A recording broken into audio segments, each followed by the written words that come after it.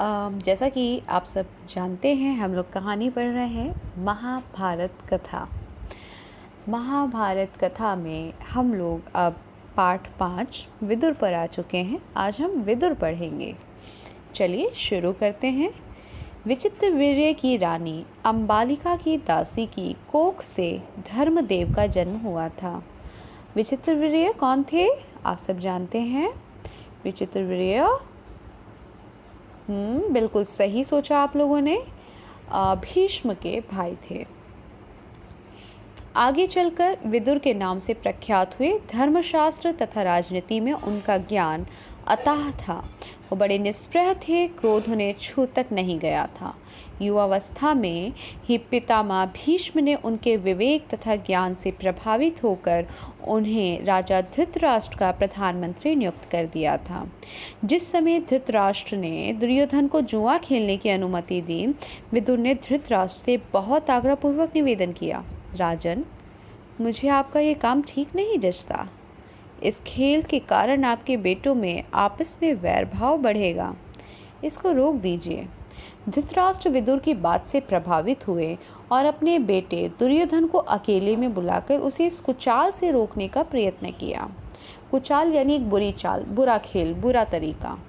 बड़े प्रेम के साथ वह बोले, गांधारी के लाल, विदुर बड़ा बुद्धिमान है और हमेशा हमारा भला चाहता आया है। उसका कहना मानने में ही हमारी भलाई है वत्स। जुआ खेलने का विचार छोड़ दो।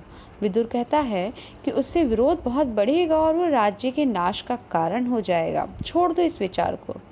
धृतराष्ट्र ने अपने बेटे को सही रास्ते पर लाने का प्रयत्न किया, किंतु दुर्योधन न माना।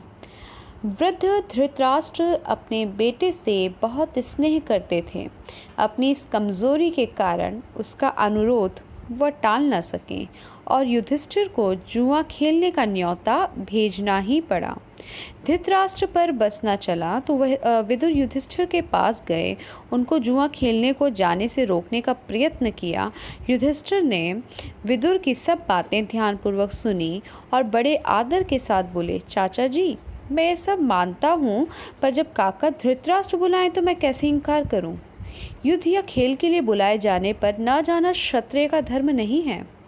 यह कहकर युधिष्ठिर क्षत्रिय कुल की मर्यादा रखने के लिए जुआ खेलने गए, क्योंकि उस समय परंपरा थी, यदि किसी तरह के न्योता मिलता है तो उसका पालन करना है और आपको उस न्योता को पुराने के लिए, उस जगह जाने के लिए आपको जाना पड़ेगा। यदि आपको युद्ध के लिए किसी ने ललकार दिया, किसी ने बोल दिया, तो क्षत्रिय का उस समय धर्म माना जाता था कि आप ना नहीं कर सकते।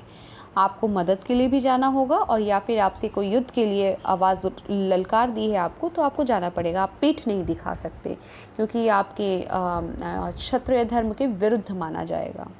हालांकि ये सब चीज़ें जो धर्म में जो कर्म कुछ गलतियाँ थीं, उनको धीरे धीरे सुधारा गया है।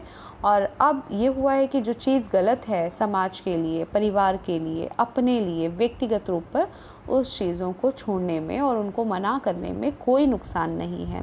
लेकिन पहले ये क्षत्रिय धर्म के विरुद्ध था और उन्होंने अपना क्षत्रिय धर्म निभाते हुए, सब कुछ समझ बूझ रखते हुए भी कि ये खेल गलत है, लेकिन उनको पता था कि क्षत्रिय धर्म को निभाना ही ज़रूरी है, अतः उन्हें मजबूरी में जाना पड़ा। धन्यवाद। आज के लिए इतना ही।